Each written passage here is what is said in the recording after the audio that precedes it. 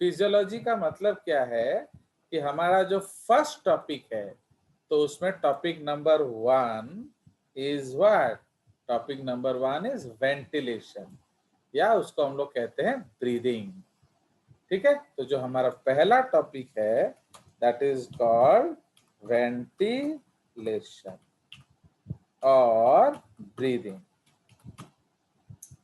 ठीक है, so breathing now it is of 2 types. कौन कौन सा? नॉर्मल है टाइडल ब्रीदिंग या नॉर्मल ब्रीदिंग। क्योंकि जब आप जजेस से पढ़ते हो तब आपको एक्चुअली सच समझ में आता है, वरना लोग स्टोरीज पढ़ाते हैं, समझे कि नहीं? अब आप खुद बोलिए, आप लोगों ने नॉर्मल ब्रीदिंग पढ़ा था बट टाइडल ब्रीदिंग पढ़ा था? नहीं पढ़ा था। And no sir. Second is forceful breathing. ना फोर्सफुल ब्रीदिंग का मतलब क्या है? इसको हम लोग वॉलेंटरी ब्रीदिंग बोलते हैं। ओके, सो टाइडल ब्रीदिंग को नॉर्मल या इनवॉलेंटरी ब्रीदिंग भी बोला जाता है। अब देखिए कितना सिंपल फिजियोलॉजी है, तो यही चीज समझना है। ओके सत्यजीत, अब मेरे को बताइए कि सपोज यू आर रनिंग है, अगर आप अभी हम लोग का कौन सा ब्रीदिंग चल रहा है? एक्चुअली आपको एक मैंने स्टोरी बताया नहीं, when in around 2008 या 9 मैं नायडू में था तब, तो आई वाज टेकिंग क्लासेस। तो उसमें एक बैच है जिसमें डायरेक्टर का भी बेटा था, a Kushal, who became IIT state topper. Okay, तो वो गधे साले कर क्या रहे थे मालूम है? दे वर ब्रीदिंग इन माय क्लास। मेरे को इतना गुस्सा आया, मेरा खून खौल गया। सबको नील डाउन कर दिया 1.5 घंटा के लिए। काम दाम करते नहीं है, आके मेरे क्लास में ब्रीदिंग करते रहते हैं, इडियट्स। समझे कि नहीं? तो भाई तुम लोग पढ़ने आते हो स्कूल, ना ब्रीदिंग करने के लिए आते हो? बोले सत्यजीत, आप लोग कोई ब्रीथ तो कर नहीं रहे? बताइए सत्यजीत, तो आर यू ब्रीदिंग या are yes you sir. Studying? आप क्या कर रहे हो? Sir starting. यस, मेरे क्लास में ब्रीदिंग नहीं करना बेटा, वरना सीधा नील डाउन कर दूंगा क्लास में। चलिए संभव, आप क्या कर रहे हो? ब्रीदिंग कर रहे हो कि नहीं कर रहे हो? स्टडिंग। सोच के बोलो, आपको कोई भाई पनिशमेंट के डांट से तो जबरदस्ती हाँ नहीं बोलो। बताइए Archi, what are you doing? दोनों। सुनो, दोनों तो आप कर नहीं सकते। चलो एक्चुअली देखो कितना मजेदार स्टोरी है। संभव बाबू, आप जो दाहिने पैर से आगे भागोगे और बाएं पैर से पीछे भागोगे, इज इट पॉसिबल?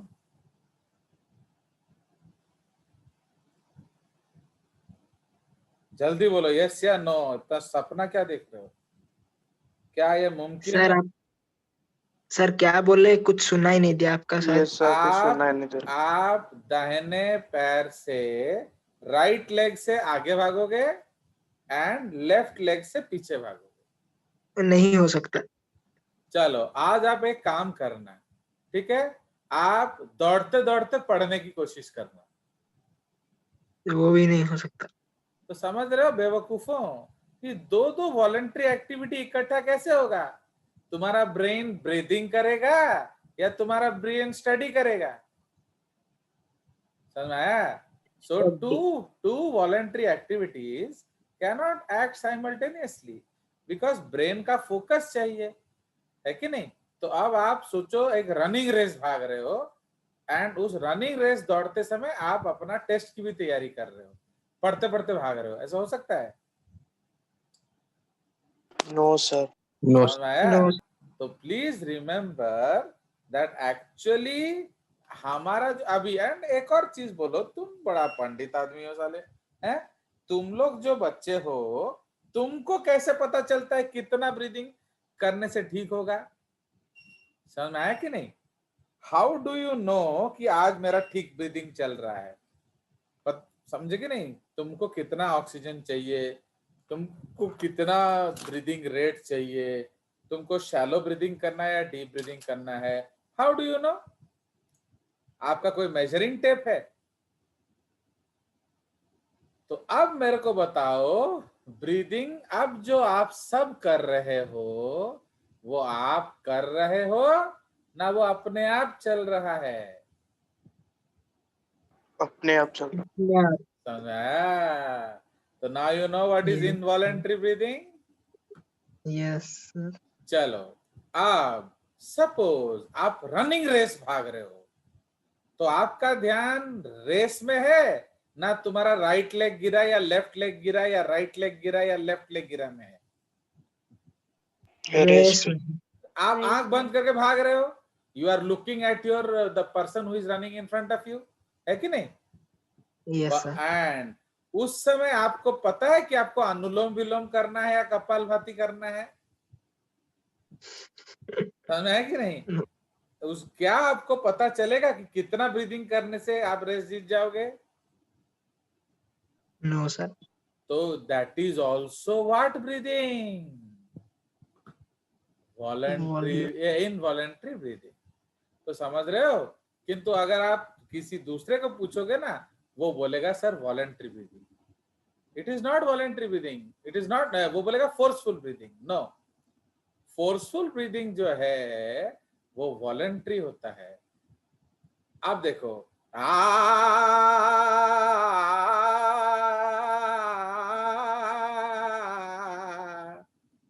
मैं क्या कर रहा था बताओ? चिल्ला रहे थे। छी छी छी छी, गुरु का ही वाट लगा देगा ये। हमें संभव, इसका कुछ कर यार, इसका कुछ देखो, मेरा आज बेइज्जत कर दिया अर्ची। आओ ये बंचियार इच्छा नहीं दुनिया रे, वैसे भी सुशांत No, को sir. गाना गा रहे. गाना गा रहे. वैसे ही सुशांत को न्याय नहीं दे रहे हैं, एंड ये मेरा गाने को बोल रहा है, चिल्ला रहा है। छी छी, सत्यजीत कुछ जहर लाके थोड़ा दे दे यार मेरे को, समझ आया? तो ये मेरा गाना को इतना बेइज्जत किया तेरे गुरु के सॉन्ग को, तो समझ रहे हो? तो एक्चुअली अब चुप, ये क्या किया मैं? गुस्सा हो रहे थे. फोर्सफुल गाना एक्सपायरेशन, गा. Forceful expiration. वो मैक्स भी गुस्सा हो गया ऊपर। चुप रहो, एकदम चुप रहो।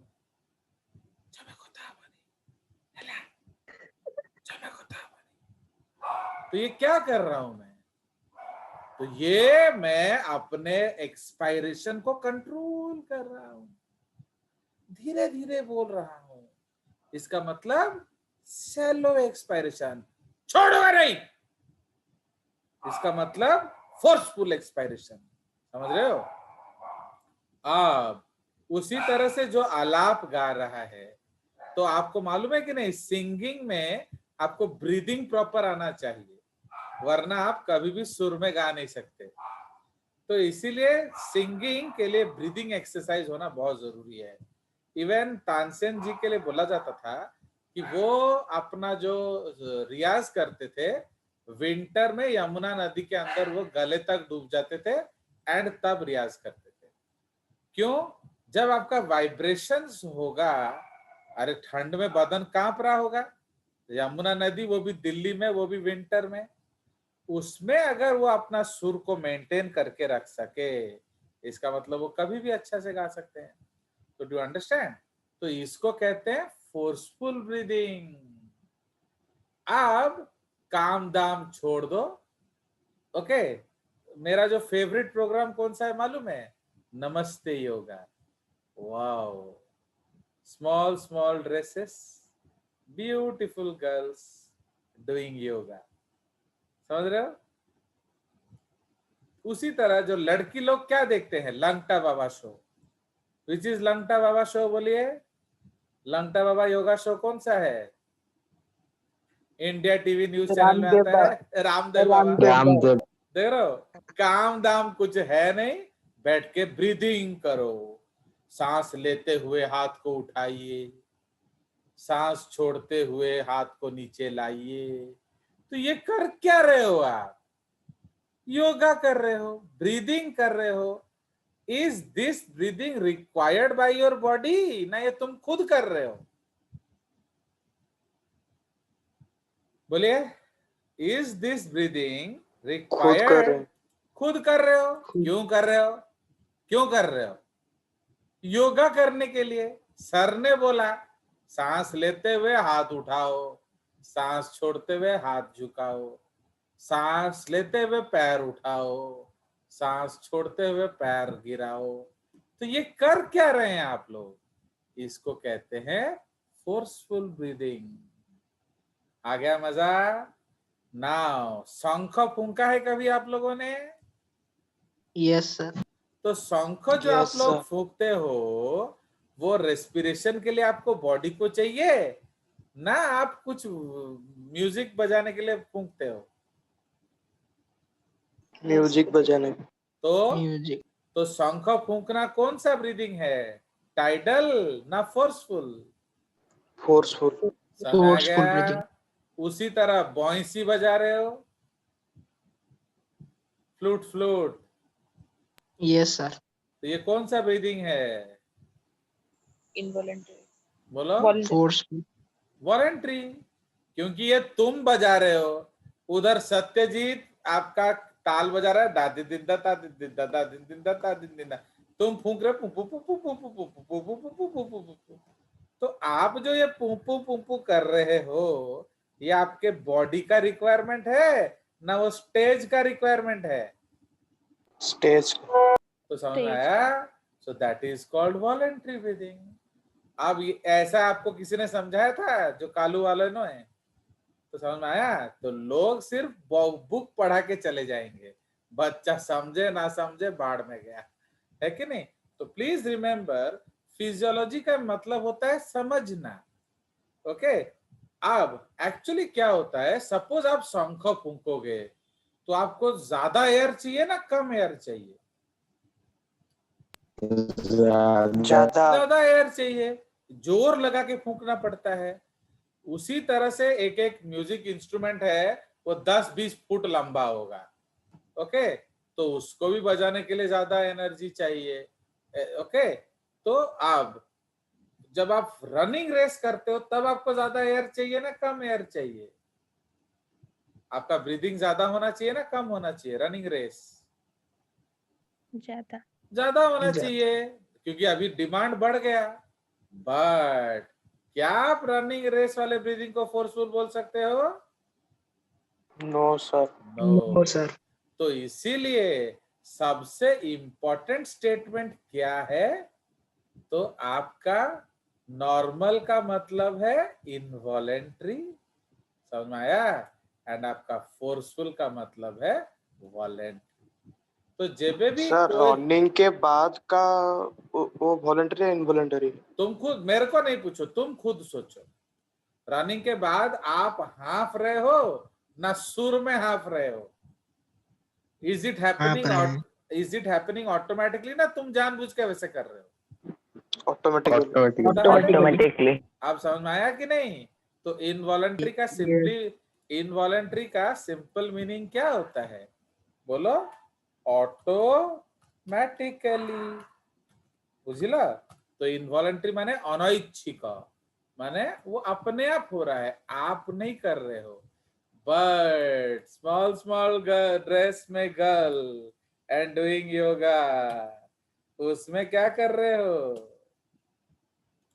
जानबूझ के कर रहे हो ना अपने आप हो रहा है? पता नहीं। सोचो। अरे योगा में सर आपको बोलेंगे कि नहीं सांस लेते हुए करो, सांस छोड़ते हुए करो, तो हम तुम कर रहे हैं। ताहले, so this is not automatically, this is by wish. Okay, तो बाय विश। तो ये आपका इच्छा है, ये आपके गुरु का इच्छा है, इसीलिए आप इस तरह से ब्रीदिंग कर रहे हैं। तो हमें जो शंख फूंकुच, ये तुम फूंक रहे हो, अपने आप थोड़ी हो रहा है। तुम जो बलून फुला रहे हो वो तुम फूंक रहे हो, अपने आप थोड़ी हो रहा है। तो समझ में आया कि नहीं? तो इस तरह से आप जानेंगे। कोई शक?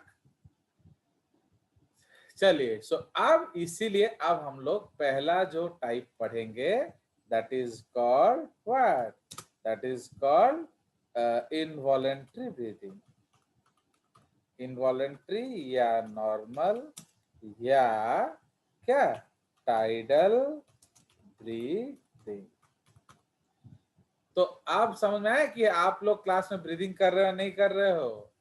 तो this is the concept, you know. तो अगर आप कंसेप्चुअली पढ़ेंगे तो आपको हर चीज समझ में आएगा।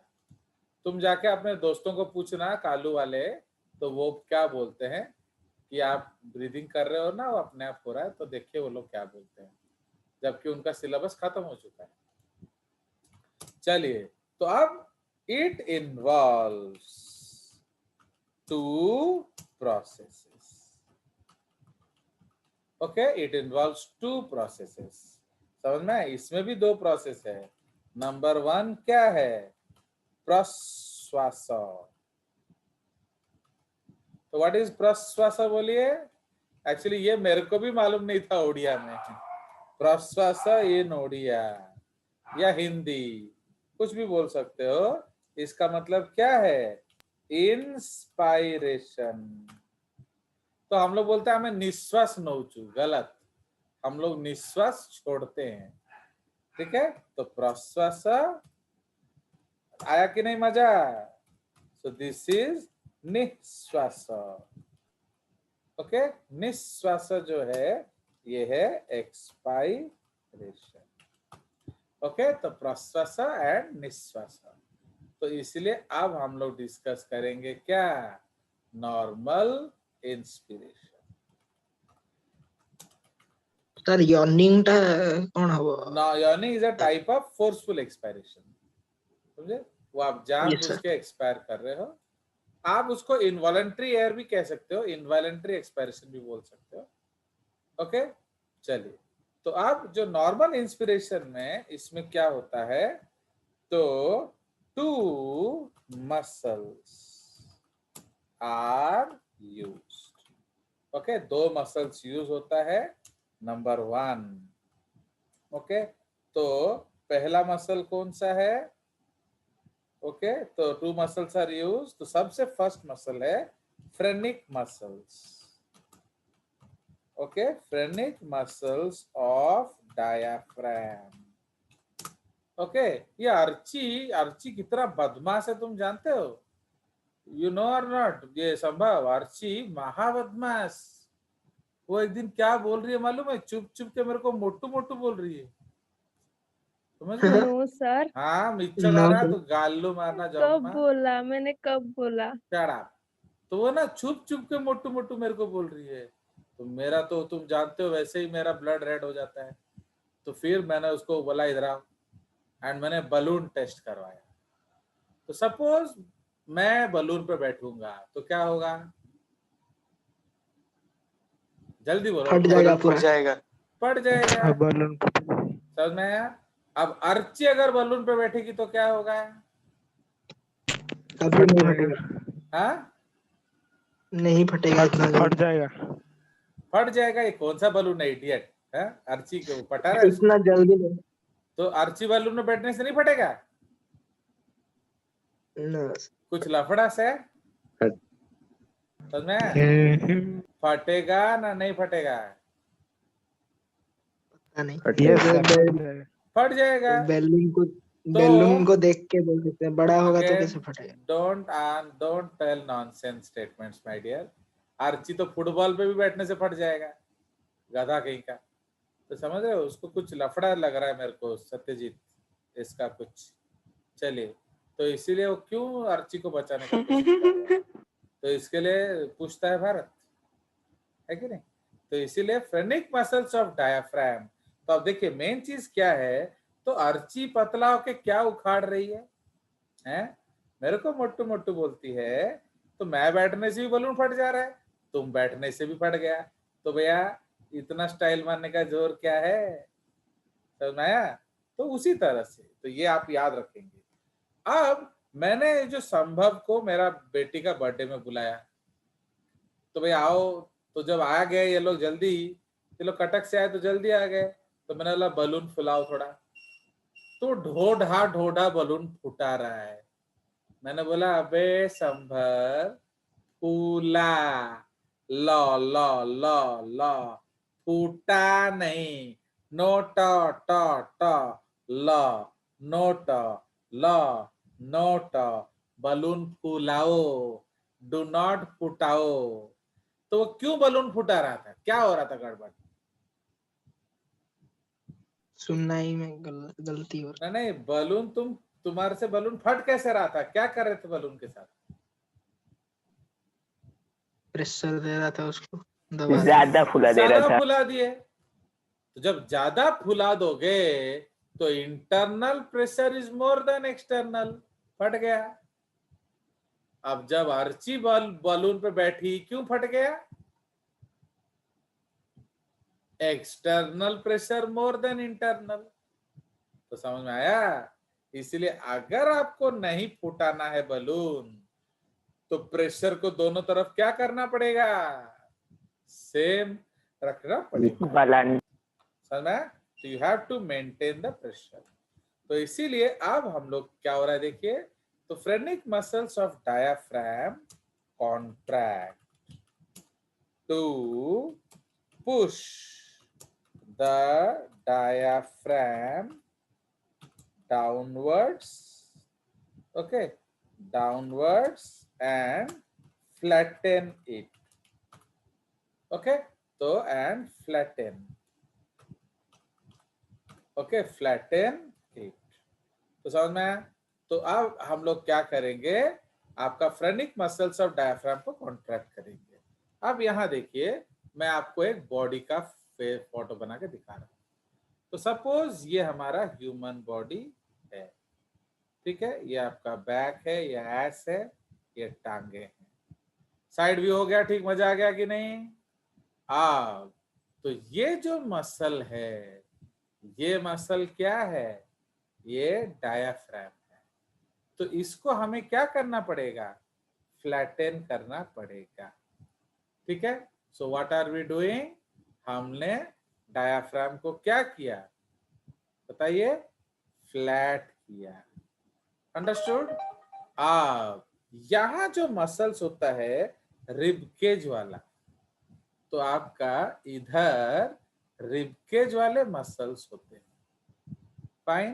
तो रिबकेज वाला जो मसल होता है, सो वो रिब्स के बीच में होता है। ये आपका स्टर्नम है, तो इसीलिए ये आपका रिबकेज वाला मसल्स होता है।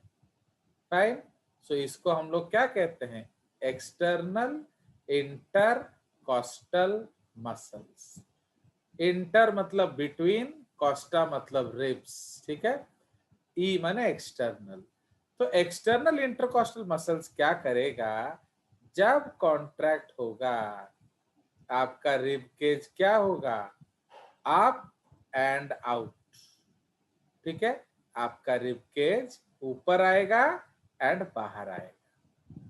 तो समझ रहे हो? तो डू यू अंडरस्टैंड? तो ये दो मसल्स हैं, एंड इस मसल्स को हम लोग क्या कहते हैं? इस मसल्स को कहते हैं फ्रेनिक, ठीक है। तो फ्रेनिक मसल्स, तो phrenic muscles of diaphragm contract to push the diaphragm downwards and flatten it. Okay, so volume of thoracic cavity क्या होगा? Increases। समझे कि नहीं? वॉल्यूम बढ़ जाएगा कि नहीं? Yes sir. जल्दी जल्दी बोलो, तुम लोग इतना स्लो, ऐसे ही एक क्लास दे रहे हैं तुम्हारे स्कूल वाले, और उतना स्लो होने से कैसे होगा? दाल रोटी नहीं मिलेगा रे बाबा। उसके बाद external intercostal muscles of rib cage, okay, of rib cage contract to push the rib cage, okay, to push the rib cage upwards and outwards, ठीक है। So the volume of thoracic cavity क्या होगा? Increases, increase. Now, according to Bayes' law, पढ़े हो कि नहीं? According to Bayes' law, pressure is inversely proportional to what? To volume. समझ रहे हो? तो pressure is inversely proportional to volume. So the pressure inside the thoracic cavity decreases. समझ रहे हो? Now to maintain P in is equal to P out, तो क्या होगा भाई? फट जाएगा नहीं तो to maintain P in is equal to P out क्या होगा? Air rushes inside. कोई शक? बोलिए, समझ में आया कि नहीं? Yes, sir. Yes, sir. This is referred to air. तो तमर सॉरी करा नहीं, तब मैंने कहा इनसे चुप हो चुके हैं, उल्टा तुम लोग को मेरे को बोलना चाहिए. तमर ऐसे सॉरी की परीक्षा एक लानी पड़ा. चलिए, सो नॉर्मल इंस्पिरेशन में आपका क्या हो रहा है कि आपका एक्सटर्नल इंटरकॉस्टल बाहर खींच रहा है, फ्रेनिक आपका नीचे हो रहा है, वॉल्यूम ऑफ थोरेसिक कैविटी बढ़ रहा है, इसीलिए प्रेशर इनसाइड घट रहा है. To maintain pressure inside is equal to pressure outside. Air क्या होगा? अंदर आता है. And this is known as what? This is known as क्या बोलो? This is known as normal inspiration. समझ में आया? तो इसको हम लोग कहते हैं नॉर्मल इंस्पिरेशन. कोई शक? चलिए, तो इसलिए नेक्स्ट No, sir. जो है अब हम लोग डिस्कस करेंगे नॉर्मल एक्सपायरेशन. ठीक है, तो वो आपका जो नेक्स्ट सेशन में हम लोग डिस्कस करेंगे. ठीक है,